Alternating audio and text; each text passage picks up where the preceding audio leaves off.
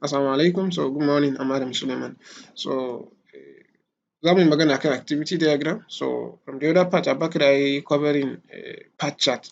So as you can see, they are just tools for project management. So or just let's get down to business. But only activity diagram. No? So but you have to know that both part chart and activity diagram are depending on this WBS or the work breakdown structure. So I know about the sample she showed in her building house. Ganan duka possible activity na building house ga kuma task under them. So right under that shine aka samu aka yi wannan activity diagram ɗin. So da activity graph wanda shi bai da table na duration da kuma dependency, so which I don't think is possible ko mu create nashi out of the box. Amma dai gashi nan kawai an yi drawing nashi. So the reason that we are not going to do this is saboda bai da wannan table na duration da kuma dependency da aka yi defining. Kuma we don't know anything about houses since we are not architects. We are just all we know is just software. So let's get down to this wannan table ɗin. A nan gurin kun kula an yi creating a table wanda yake da task, which is the task IDs from T1 to T12. Akwai duration, number of days kenan da zai ɗauka a yi wannan aiki, akwai kuma dependency, which means wani aiki ne depending akan wani aiki, like sai an yi wani aiki ne za a yi wani aiki. Like kafin mutum ya yi sallah dole sai ya yi alwala, dole ne. So that means sallah ya yi depending, you understand? So I don't want to be giving like just get the concept. Yeah. So what I'm trying to put is wannan diagram ɗin da muke da shi a baya bai da nashi table, you understand? So that's why we are going to do that. But since wannan yana da table, out of this muna iya creating wannan activity graph ɗin ko kuma mu yi creating part chart. Why? Because we have all the information we need. So saboda wannan bai da wannan information ɗin, that's why we are not going to be solving it. Now let's get back to this. Muna so mu yi amfani da table ɗin nan saboda mu samu wannan result ɗin. So aka ce creating activity graph kuma aka bada wannan table ɗin ko aka bada work breakdown structure, you should be able to create this table then proceed to this.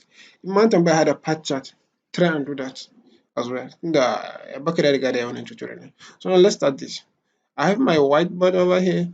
So farko zai zamto starting ne kawai. So duk wani task ana representing nashi ne da box, shi kuma duk wani irin su start ko kuma milestone. Wannan M1 ɗin yana nufin milestone ne, kamar reaching wani goal da aka yi ko kuma wani result, wani yaya ko wani progress. So ana representing nashi ne kamar wani ɗan circle haka, kamar rounded box dai za a ce ko kuma rounded rectangle. I'm not good with shapes but I think you understand it idan mun gama wannan. So wannan shine starting na. So I will say start kenan.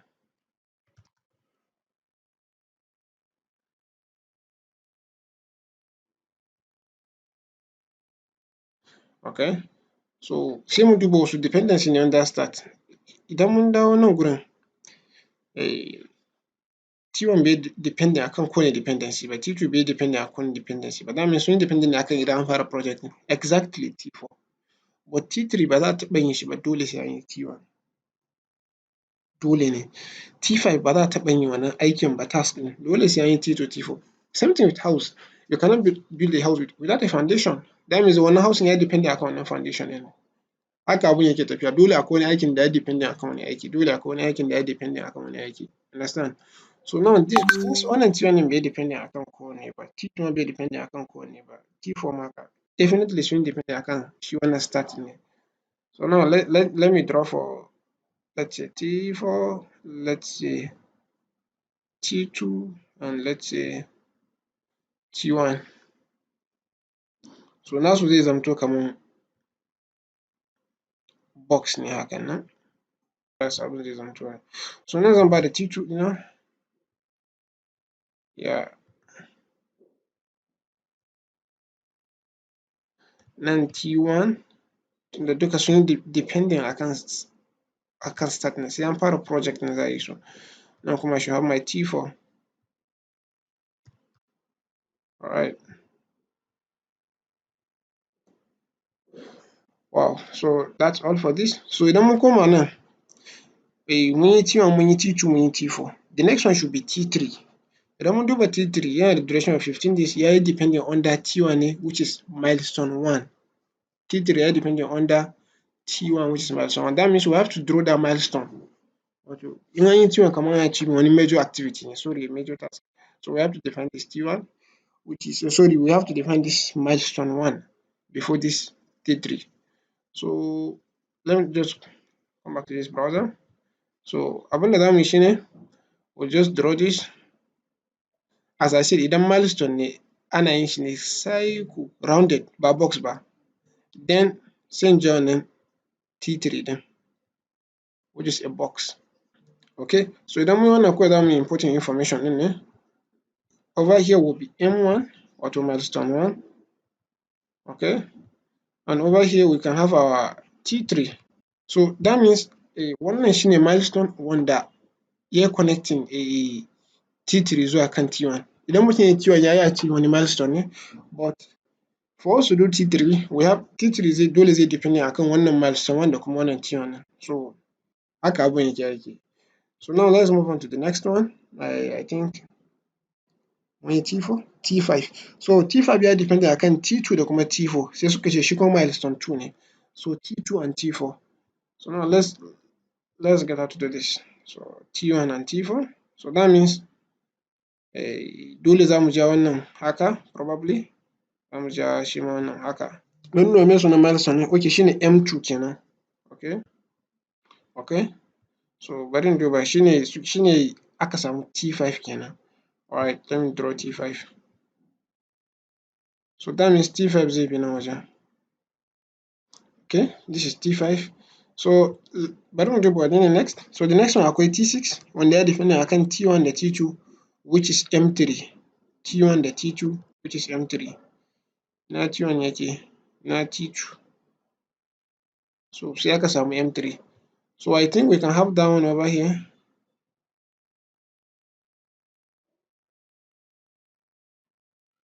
Sai aka samu M3 wato milestone 3 kenan.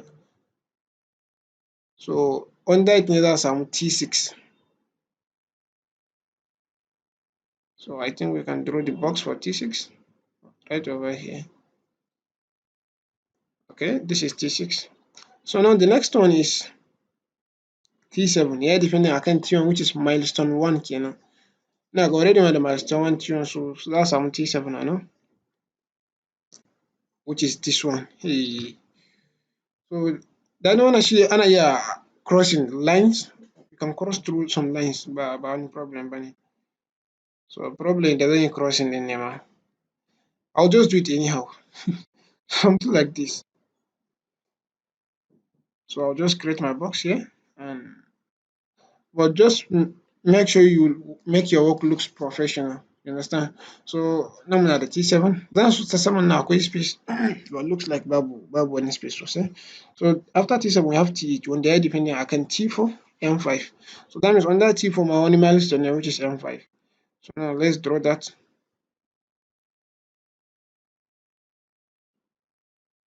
Akwai milestone a nan gurin which is shine suka ce M5. Okay, so now let's check what is there, which is T8. T8 so zai zamto under T4, M5 ne. So now let's draw that T8. Ga shi nan wannan. So I don't want to be confusing you guys. So bari mu ja T8 namu. Okay, we have our T8 over here. So now, okay, over here we have our own T8. So now let's go back there and check T9. So under T9 muna da T3 da T6 shi ya bada milestone 4. So that means zamu haɗa T3 da T6 mu samu M4. So bari mu koma nan. We have our T3 here, we have our T6 here. So now let me draw this. See me here using touchpad. Sure. Ko ya fahimta ne. So now we have our M6 over here wanda ya zo ne right under our T3 da kuma M6. As you can see over here, T3 da kuma M6 shine aka samu milestone what? Milestone M4 kenan. So da na je na saka 6, 4. Bari in irga milestones namu mu gani. Akwai M1, akwai M2, akwai M3, akwai M4, akwai M5. Yeah, we're going quite alright. So under this shine muka samu what? Shine aka samu T9, right? Yeah, shine aka samu T9. So now let me draw this.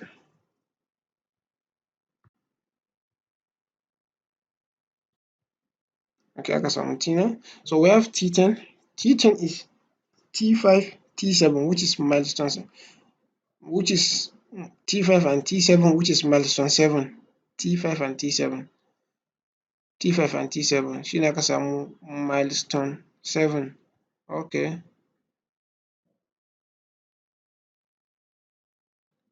shine wannan da wannan suka haɗu kenan ko, shine aka samu M7, shine aka samu M7 right over here. Okay, so we have T5 and T7 already now, da sune aka samu T10 under wannan M7 T10. Now let me draw my T10. I think it should be here. Kafin in zana shi ya kamata I'm sure something is coming up. Under T11 muna akwai abin da yazo under T9 which is M6. Wow. Abun nan ba wani haɗuwa a wajen nan, bari in tsaya a daidai nan gurin kawai. Yeah, should be. That's why it's good mutum ya dinga duba dependency. Logically you just think that something is coming up your way, so dole mutum zai ɗan yi making understand decisions.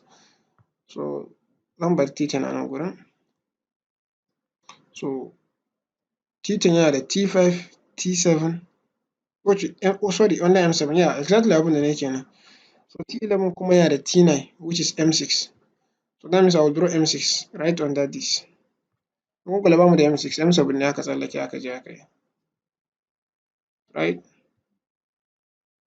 Okay, so this should be our M6, which is our milestone 6 kenan. Alright, so now saura ɗaya ma mu gama, which is under M6 zai bamu T11. Yeah. So T11 a nan gurin. Then we have T12 which is the last one. T11, sorry T12 ya depend akan T11 which is milestone 8. So now we draw milestone 8 sai kuma T12. This milestone is just another thing wai za ta zana cycle da sauransu. Ina zuwa bari in ga me sunan milestone ɗin. M8. Okay. M8.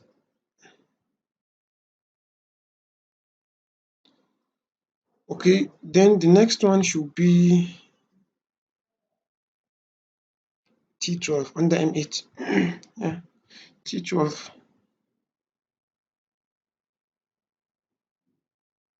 We have T12. Okay, then daga T12 dole za a samu finish kenan ko? Yeah, finish. I'm sorry fa ba a samu space da za a rubuta finish ɗin nan ba. Ga start ai.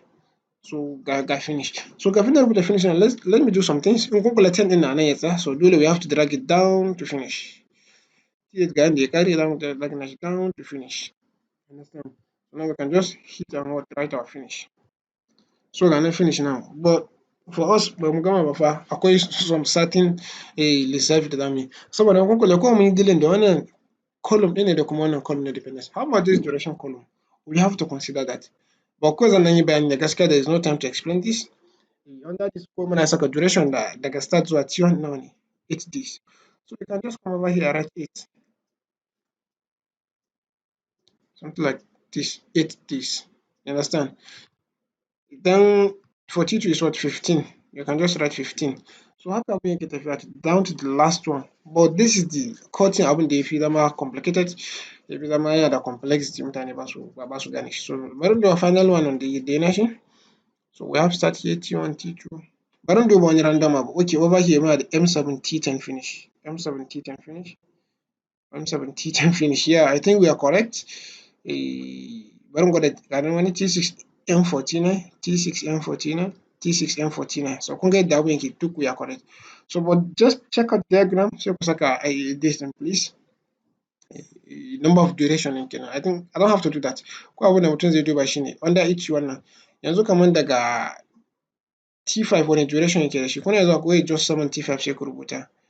Bari mu ga ina T5 na 10 days. Kuma mun dawo kan table ɗin nan za ku ga 10/5 what 10 days ne. So what you have to do is just come over here and write 10. Just come over here and write 10 days. That's all. Shikenan. So thank you very much. All the best.